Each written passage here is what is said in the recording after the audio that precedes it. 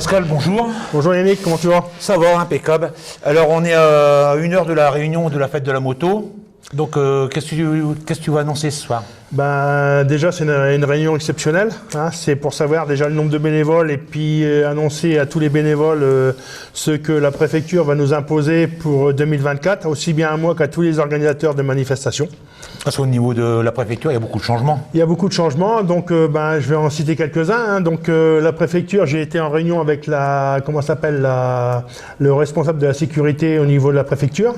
Donc les cascadeurs n'auront plus le droit de faire de burn, c'est-à-dire pour les gens qui ne connaissent pas, c'est l'explosion du pneu, voilà. Et c'est pour tout le département de la Picardie? Pour l'instant, ça m'est imposé à moi, mais ça sera imposé, je pense, à tout le monde, d'après ce que la personne m'a dit, voilà. Sinon, après, pour les show-motos, il faut préciser la nature du show-moto. Si dedans, il y a le burn, les glissades, tout ça, ça n'aura pas lieu. Voilà, le dossier passera pas en préfecture. Donc ça va être au cascadeur de prévoir Ça va être au cascadeur de prévoir, et puis à nous, les organisateurs, de ne pas se faire taper dessus, que les cascadeurs font ça, puis qu'après, on prenne sur le dos, quoi. Ouais. Voilà. Donc ça va être, je pense que ça va être un dossier cette année qui va être très dur, parce qu'il n'y a pas que ça. Après, il y a double barriérage au niveau de la sécurité du show-moto, si on y a un show-moto hormis les burns. Donc, qui est spectateur ou qui n'est pas spectateur, ça sera double barriérage obligatoire et imposé par la préfecture. Ah, donc il faut trouver les barrières. Donc il faut trouver les barrières. Donc on a des sponsors qui nous prêtent les barrières, mais ça à savoir que s'il nous manque des barrières, la location c'est 5 € la barrière. Ah, donc ça fait un budget en moins. Donc ça fait un budget en moins, donc de l'argent en moins pour la greffe. Voilà. Après il y a au niveau des agents de sécurité, au feu tricolore, stop, céder le passage.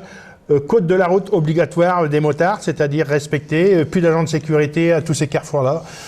Donc, ça va pas être évident à faire respecter. Ça va pas être évident à faire respecter, et si les gens ne les respectent pas, c'est l'organisateur qui prendra. Voilà. Après, il y a le cortège moto. On a interdiction de partir de 0 à 1800, 2000 ou 2500 motos. Tout dépendra des personnes qui seront à la balade. Ça sera par des groupes de 120 à la rigueur, voire maximum 150, avec un agent de sécurité devant, un agent de sécurité derrière et un départ de chaque groupe tous les 2 minutes. Ah, donc il va falloir pas mal de bénévoles.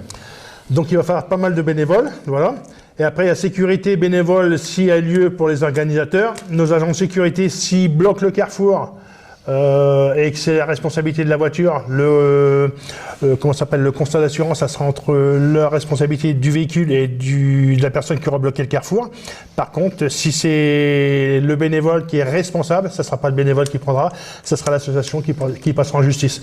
Donc c'est un gros point au niveau préfectoral que je vais annoncer à mes bénévoles ce soir. Et à ce soir, c'est-à-dire à aujourd'hui, il nous manque pour clore mon dossier. Alors que normalement, notre dossier il est clos en octobre 2023 pour la manifestation 2024, en octobre.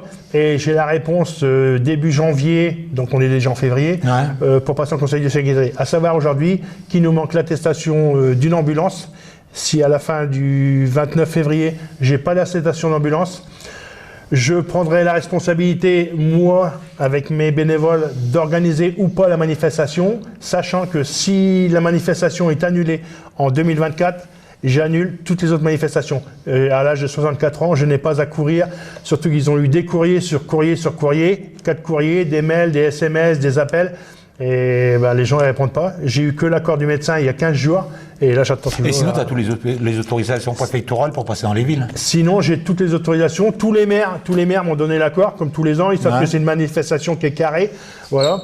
Donc, j'ai eu, sauf la Neuville-en-Haye, qui, Jean-François Dufour est responsable de la sécurité au niveau de la préfecture, qui a voulu me recevoir avant pour m'expliquer ce qu'ils allaient nous imposer, pas à moi, mais à tous les organisateurs de manifestations à moteur. Voilà, donc j'attends de passer en conseil de sécurité, déjà attendre l'attestation de l'ambulance. Et puis ce soir, sera défini. On fait pas, tout dépendra du nombre de bénévoles. Mais moi aujourd'hui, j'ai pas à courir derrière personne, surtout qu'ils ont eu des courriers, tout ça, comme j'ai dit il y a même pas 2 minutes. Voilà. Donc, et donc on le saura à quelle date alors, si c'est annulé ou pas? J'attends l'attestation de l'ambulance 29 février, au plus tard le 10 mars, parce que mon dossier, il faut que ce soit en préfecture le 20 mars, 3 mois avant la manifestation. Et après 3 mois, le dossier peut être recalé déjà pour ne pas avoir mis en temps et en heure le dossier à la préfecture. D'accord. Alors là, l'association Réveil, elle existe depuis combien de temps? L'association Réveil, elle a été créée en 2000, voilà, le 4 février 2000. On a commencé par du tuning où j'habitais à Aye. On a arrêté et on a voulu créer, moi quand je suis allé à Mairie-la-Bataille ou à Saint-André-Farvilliers, 2 ans avant la manifestation de Liancourt, la première en 2003, c'est-à-dire 2003, 2002, 2001, 2002, 2003. J'ai été à Saint-André-Farvilliers, à Mairie-la-Bataille. J'ai regardé comment ils organisaient ça. Et moi, je me suis permis de créer ça en 2003 à Liancourt, la première année dont on attendait 120 motos et on a eu 800 motos. Ça a bien marché déjà.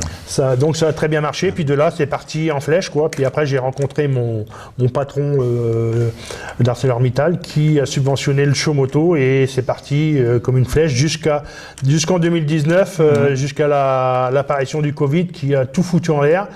Tout le monde, il n'y a pas que moi. Et on a quand même perdu les 10 000 euros de sponsors et maintenant, il faut aller les rechercher. Non, maintenant, c'est pas évident de retrouver.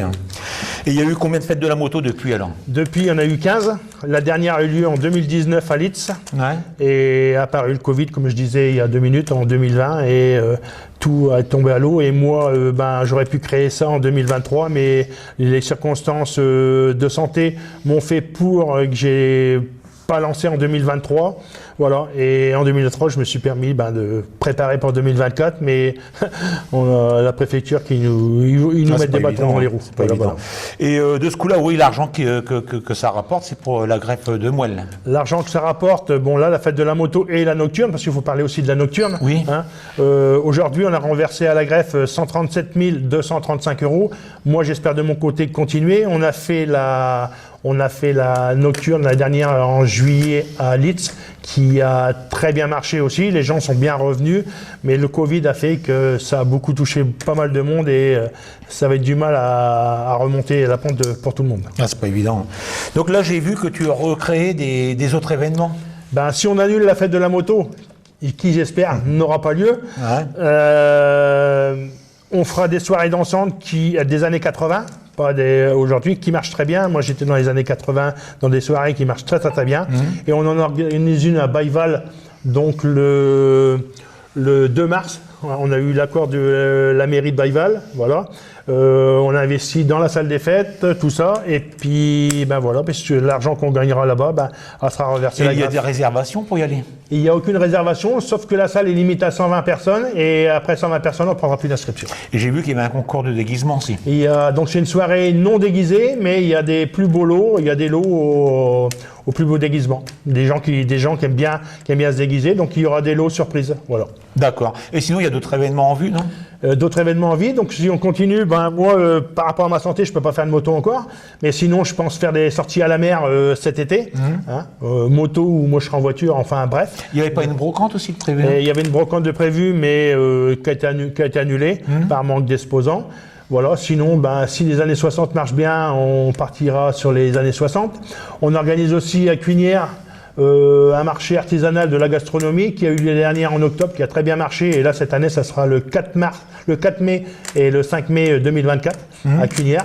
Voilà, donc sachant que l'année dernière, on a récolté 1 000 euros pour la greffe. Donc, on va travailler avec ces 1 000 euros-là cette année pour pouvoir payer ce qu'on a payé. D'accord, Pascal. Alors, de ce coup-là, je te remercie. Et puis, j'espère que la fête de la moto aura lieu, sinon tu vas faire beaucoup de déçus. Moi, pareil, moi aujourd'hui je dors pas, j'ai du mal à dormir parce que il manque juste une attestation pour pouvoir monter mon truc. Et sachant que moi de mon côté, il y a des gens qui doivent venir, qui sont la Croix-Rouge. Je vais en parler parce que ça me fait mal au cœur au niveau des dépenses. La Croix-Rouge nous demandait 235 euros en 2019 et là ils sont passés de 235 à 1 000 euros avec 10%, donc 800 euros. Donc tout ce qu'on dépensera cette année pour la greffe, ça ne sera pas remis à la greffe. Et puis on a décidé d'arrêter la restauration. Il y aura des food trucks et plus le restaurant Le Routier Saint-Pierre qui fera de la restauration. Nous, l'association, on garde la buvette, l'entrée des motards et on pense cette année, c'est entre parties, on verra ça tout à l'heure. Je pense repartir sur la fête de la moto comme la première année, c'est-à-dire arrêter de faire payer 10 euros à l'entrée parce qu'il y a des motards qui ne viennent plus parce que la moto, ça ne leur intéresse pas. Donc on va certainement repartir sur une entrée à 5 euros.